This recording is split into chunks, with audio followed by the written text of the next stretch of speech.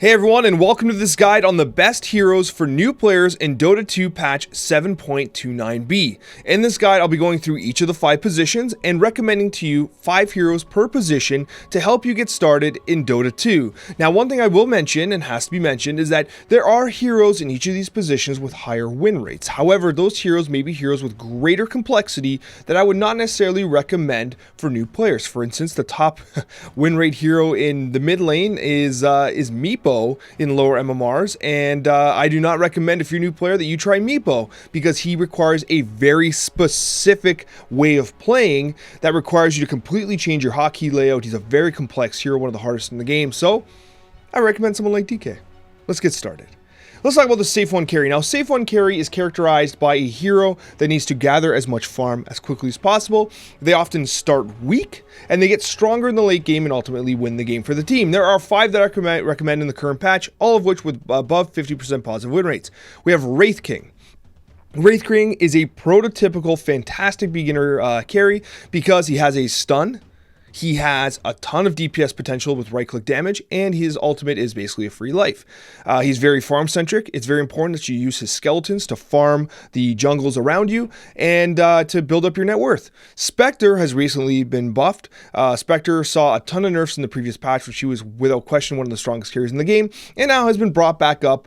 So Spectre is also a very good choice for relatively new players. She starts off very weak, but her dispersion, blade mail, and other kind of things like, for instance, if you get blade mail, chipped vest, and dispersion active, you can farm very effectively because whenever a creep attacks you, a ton of damage is reflected back. That is why a lot of farming builds go with blade mail, because it goes well with dispersion. Okay, so Spectre, and for those that might not realize, dispersion is a skill that allows her to reflect and damage back onto her enemies, okay? So that is what dispersion does. We also have Juggernaut. Juggernaut is a prototypical, beginner-friendly hero. There's some added complexity because, when to time Blade Fury, when to Omni Slash can be a little more complicated. If you have a solo hero without creeps, you Omni Slash them. If you need to avoid a spell or get rid of a disable, you Blade Fury, because it allows you to basically... by get rid of a disable, I mean like if you're, frostbitten or something like that, you can Blade Fury out of it because it provides a basic dispel. You will not dispel a stun, of course, but a very, very good hero for beginning players. Drow Ranger, another good hero that recently got buffed. Drow Ranger is a little trickier, a lot softer in the lane. However, her attack rate and her attack animation have been improved in the most recent patch, so last hitting has become easier on Drow Ranger. When you're last hitting as a ranged hero, it requires a bit of a cadence, so you have to get used to it, but overall, she did get a major buff and is one of the strongest carries in the game. And you also have Lifestealer. Now, Lifestealer is one that kind of climbed back into the meta. One of the major benefits is Rage, which provides a basic dispel and gives him spell immunity, much like Juggernaut's Blade Fury, except while enraged, Lifestealer can actually just auto attack as per regular. You do require some Infest team coordination in lower MMRs if you want to use Infest to good effect, but overall Lifestealer has a good passive, and at the end of the day, it's one of those things where he's a very effective hero. He's just a very effective hero, and he's relatively straightforward to play, and one that I would recommend to you if you're new to the game. Now, in the position to mid lane carry, now I would recommend, if you are a beginner player, that you probably avoid mid lane, honestly, but if you are interested in mid lane, Dragon Knight is an excellent choice. Dragon Knight provides a ton of sustain with his Dragon Blood passive. You might be very wary of someone like a Viper in mid lane, however, so if you see someone picking Viper, you might want to stay away from someone like Dragon Knight. You can use the Breathe Fire Sword to secure last hits on the range creep, and your Elder Dragon form allows you to push towers very effectively. So he is a very good mid hero, and also being a melee hero, you don't have to worry so much about elevation change and stuff like that. You might get additional harass, but his Dragon's Blood allows you to effectively negate that. Zeus is another great hero for beginners. He's a little more susceptible to burst damage and stuff like that, because if you have someone like a PA that could, like a Phantom Assassin that can jump on top of him, or someone blinks on him, he's pretty much dead. So, however, he puts out a ton of burst damage on his own, and the reason why I like Zeus in mid is because he has a global presence with his Thunder God's Wrath. There's nothing more fun than getting a multi-kill with Thunder God's Wrath. And new players are probably not going to be playing with Thunder God's Wrath in mind, meaning that your opposing team might be like, oh, I'm at 10 health, I'm going to run back to Fountain. Boom, and they're dead, right? So, Thunder God's Wrath has a lot of value there. Also, how do I say this nicely? he's kind of a one-trick pony. Like, once you solve the mana issues of Zeus, you've pretty much solved Zeus. And while there is some challenge to that for a new player, at the same time, once you get the hang of playing Zeus, you build your Aether Lens, you fix his mana issues, you figure out his last hit timing, you're good. You're good. He's kind of a one-trick pony and a hero that has a very straightforward play pattern. So I do recommend Zeus for new players. Riki is a little more complex, but at the same time, Riki has emerged as a very dominant mid. One of the major reasons why is because he's a very effective roamer with Cloak and Dagger. His tricks of the trade allows him to disjoint, which means that if someone is shooting a stun at him or a spell at him and he uses tricks of the trade, he will not take the damage. He also is highly mobile with Blink Strike, which allows him to kind of pop in and out of combat.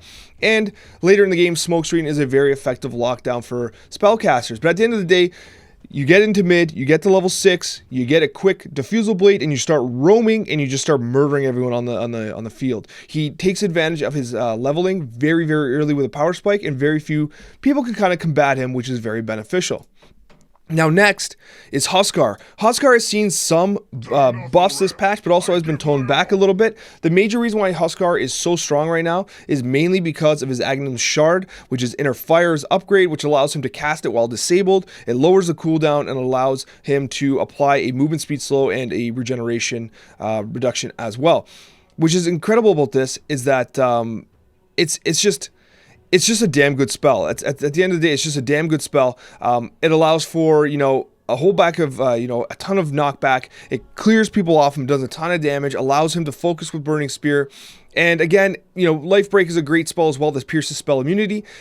He's just a damn good hero right now, and at mid, he can be a very snowball-centric hero that becomes very difficult to deal with. So, Huskar is another one. He might get toned down a little bit more. His win rate is sliding after the nerfs, but still one worth mentioning. Now, the last one I'll mention is Beastmaster. In lower MMRs, Beastmaster actually has a sub 50% win rate. That's because naturally the hero is very complex to play. However, what you'll notice is that he has a very high win rate at higher MMRs. So if you are a mid-based player and you want to kind of master the current meta, Beastmaster is one you might want to spam. Why? Because the Wilding Axes into Agnum's Scepter is one of the biggest buffs seen on this hero for a very long time. He's absolutely out of control, and every time you stack Wild Axes, you just do more Wild Axes damage with your no cooldown. It's incredible. The major reason why the win rate is so much lower in lower MMRs is because people don't use boars effectively, okay? At higher MMRs, what you see is that people use boars to stack the ancient camps and to stack other camps. The reason why they do this is because they can then clear the camps very effectively with wild axes. Boars aren't used to harass so much in lane as they are to stack. So that is why you're seeing such a big discrepancy between lower MMR players and high MMR players. But I just told you that. So if you're going to be trying mid Beastmaster, be sure to give him a shot and to be using your boars to stack camps to maximize your ability to snowball and farm in the mid game. Okay? My favorite position is position 3 Offlane. There's a couple heroes that have really taken off, and one of them is Centaur War Runner. And the reason for this is because the Vanguard, the item Vanguard, has been buffed, and the result of that is heroes that carry Vanguard, like Centaur and Bristleback, really benefit from that, okay? And one of the reasons that Centaur is so good for a new player is because he has insane strength gain. 4.6 per level. He is an absolute monstrosity. The way the build usually works is you rush a Vanguard, you get 1 point into Hoof Stomp, so you get that stun, and then you get a point into Double's Edge just so you have it, so you can kind of do some extra damage, and then you max out your Retaliate. It basically makes you unkillable. And then what you do is you farm very effectively by moving into different camps and using Retaliate to basically, retaliate the damage being done to you by the creeps, and allows you to farm very effectively for a position 3. For someone who's very inactive as a hero, like people say, oh, Centaur, you just kind of ignore him. But he does a ton of farming with Retaliate. And the result is that you also have Stampede, which is one of the only abilities that will actually break max move speed, or hit max move speed, sorry. And it's one of those things where he's just an overall really good hero right now, and mainly because of the buffs to Vanguard. So if Vanguard gets nerfed, be wary of Centaur. But overall, he is very strong right now, and for the same reason Bristleback, right? He's a hero that can build Vanguard.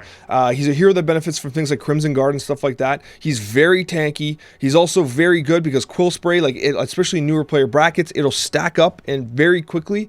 on players that are kind of like they don't expect it, and the result of that is you often get kills that people just do not expect. They're like, I just took a ton of damage from Bristleback Quill Spray, I did not see that coming. Also, people often in lower MMRs do not focus on the fact that Bristleback has a bristleback, and the result is that they attack him from behind and take a bunch of extra damage. Be wary of heroes like Lich and people that can force him to fight from the front. Like, you know, even Faceless Void can kind of just remaneuver in a Chronosphere to hit him in the face, and, you know, you kind of lose the benefit of the Bristleback passive itself. Now, I'm also including Razor. The reason why I'm including Razor is because in lower MMRs, Razor does a wondrous amount of work because most often picked heroes are heroes like Wraith King, who has no escape. And Razor's static link will pierce spell immunity and also drain all the damage off of those heroes, which makes their last hitting very, very difficult. It makes harassing them very, very easy. And any hero that has no immediate escape, like for instance, Wraith King, Spectre, like this whole list actually is very susceptible to Razor. Okay, specifically. Heroes that have blinks like Anti-Mage can break that static link and are not so effective, right? PA is the same. So you want to avoid Razor in those matchups. However, against these types of heroes, Razor is excellent, specifically because of his static link. He's also tankier than a lot of people expect. He has good stat gains, very flat and even, so he kind of has this very even, you know, power level creep. So he's very, very good, especially against these heroes. Underlord's a fantastic offlaner as well. He has a lot of mobility. You're probably not going to be utilizing Dark Rift very effectively at times at lower MMRs, but you know, you can push waves very effectively. Pit of Malice is great for disabling in team fights. You know, your Atrophy Aura does a lot of work as well. He's just an overall fantastic hero. He has one of the highest win rates in offlane in the game, almost 55%. It's always almost 55%. You can never go wrong with Underlord in the offlane. Now, we talked about Bristleback. Sand King is also a very interesting hero as well. He has a little more complexity with him. Him and Centaur are blink dagger builders, which means that, you know, you have a little bit of added complexity. The nice thing about Sand King that makes it a little easier than Centaur is that you can Q, so you can hit your R for epicenter. He'll start kind of smashing his tail, and then you click your blink dagger, and it'll automatically, as soon as epicenter's done, he'll automatically blink. And then what you can do is you can actually queue your command, so you can go, you know, epicenter, and then you can immediately hit the blink, and then immediately hit sandstorm. So what happens is he does his tail thing, he gets epicenter going, he blinks, does damage, and then he sandstorms as well for the added effect. So there's a little more coordination with Sand King, but he's a very good high win rate hero, and one that's worth learning if you're relatively new to the game in the off lane. Now, position 4, the off lane soft support. Now, there's a number of heroes here that offer very different things. Now, there's a lot of heroes that can kind of play both roles. So, like, for instance, Shadow Shaman. If you want to play him as a 5, you definitely can. If you want to play Grimstroke as a 4, you definitely can. Dazzle goes 4. All these heroes can be, a lot of these heroes can be played in different kind of capacities. Wind Ranger and Hoodwink, you don't play as 5. Dawnbreaker's not a good 5 either. But everyone else can pretty much kind of swap around. But the reason why Dawnbreaker I recommend for 4 and not 3. A lot of players are looking at her as a 3. I've been playing her as 3 as well. It doesn't feel that great. Now, she can be an effective carry, but the problem is a Solar Guardian is best used to initiate on someone who has initiated, okay? Now, the result of that is if you're the position 3, you're expected to be the initiator. But wait a minute, if you're the position 3 and you're Dawnbreaker, you know, how do you use Solar Guardian effectively? It's best used if you have someone like a Centaur who blinks and stomps, and then you Solar Guardian on top of the stomped team that Centaur has already initiated on. That is when you're getting the most value. I recommend her as a 4 currently for new players. She is a ton of fun though. I've been having a lot of fun with her. Her Starbreaker skill is great. She has some good mobility. The Luminosity is a little strange because like it kind of builds towards being a carry, but you know, whatever, it's added and it gives some healing, right? I'll take healing. Why not? Who's not going to take healing, right? She's a really good hero. I think she's one of my favorite, in terms of the new ads, like she's a lot of fun. She's good. Treant Protector is a great hero. He has some good harassment in lane. He has a direct heal, which is kind of rare in the game. Few heroes have it. You know, Omni Knight does as well. He has a fantastic spell immunity piercing ultimate, right? And he's a blink dagger builder as well, but also Nature's Guides allows you to have some added survivability if you're new to the game. It allows him to sneak into the trees, allows him to get some additional kind of regen and movement speed. It helps him to survive, which I think can be very valuable if you're new to the game. Now, as a position 4, these two kind of get lumped together. Now, Hoodwink has a bit of a lower win rate than Wind Ranger. Now, these are more complex heroes. However, what I will tell you about Wind Ranger is that both Wind Ranger and Hoodwink have escapes. We got Wind Run on Wind Ranger, and a bit of a tongue twister there, and Scurry on Hoodwink. Now, the nice thing about these heroes is that they both possess stuns. They're actually very similar, ironically. They both possess stuns, right? Shackle Shot and Acorn, and they have a lot of utility on your team. But the major thing is they have a lot of mobility. As a position 4, you're able to move around the map very effectively and support your teammates in very unique ways. So if you are interested in some added survivability, if you find yourself out of position a lot because you're learning the positions, Wind Ranger and Hoodwink give you a little bit of added, like, you made a mistake, it's okay, you can run away. Like, you don't get punished as hard. So definitely heroes that I would recommend for new players as well in position 4. The last position, position 5, let's talk about it. Position 5 is a position that a lot of new players tend to go towards because they're like, oh, I don't want to be a carry. That sounds really hard. I'll go position 5. Position 5 is so hard. And I do recommend that you check out ZQuixotics' channel, which I'll link below. He is a support specialist. So if you're doing position 5 supporting, I do recommend you check out ZQuixotics. Yeah, he's my coach. What can I say? He's fantastic. But in terms of the position 5, I do recommend Ogre Magi. He is just so damn good. He has a stun. He has, you know, a slow that does a lot of damage. He amplifies your carries. He has multicast, which is just, it's like gambling, but it's fun. You don't lose money. And he's just a ton of fun. And, you know, you get in lane. You get an Orb of Venom. You get on top of a guy. You pop him with your big hammer thing. You ignite them so they can't run away. You stun them if you can get a kill. He starts off super strong. He has insane armor. He's barely wearing any clothes. He's got 7 armor. He has a ton of natural regeneration. He is such a good hero. He has very low base intelligence though, so he has almost no mana, so you have to bring mangoes and stuff with you to lane. He's so good. But he's going to get banned a lot. But fortunately, Ancient Apparition has not been banned very much. And with the number of... Okay, the major reason why he's so damn good is because of Ice Blast, okay? It is so good. It does extra damage. It basically, and it negates the natural regen a lot of these strength-based heroes that are being picked right now. Heroes like, you know, Centaur, Bristleback, like they're getting affected by these Ice Blasts very, very negatively. Especially a lot of the armlet carriers. You have guys like Wraith King, for instance, who builds an armlet. Lifestealer builds an armlet, and they get really negatively affected by that lack of regeneration that Ice Blast causes, and that armlet becomes useless because they're taking so much additional damage if you take the regeneration out of the equation. Ancient Apparition has one of the highest win rates for supports currently, and it's because of the way the meta shifted. He counters it very effectively, okay? He also has a very good shard, which is great, which allows you to kind of transition into a pretty solid, you know, lane clear later in the game. He's good. He's just a damn good hero. Ancient Apparition is a lot of fun to play, and if you're new to the game, he has some added complexity, but you know what? He's a lot of fun. Dazzle has been climbing the ranks as well.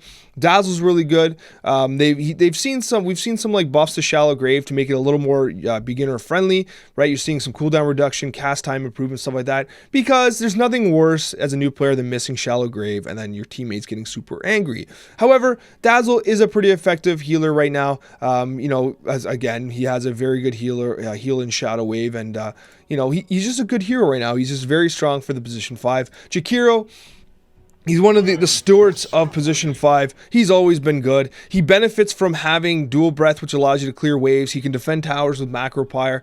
He's very, very good at like playing the game, the macro game. He's very good at defending towers. He's very good at taking towers. He's very good at stunning heroes, although Ice Path can be very, very difficult to time if you're a new player. There's a bit of a delay on not only the formation, but like he has a huge cast point for it.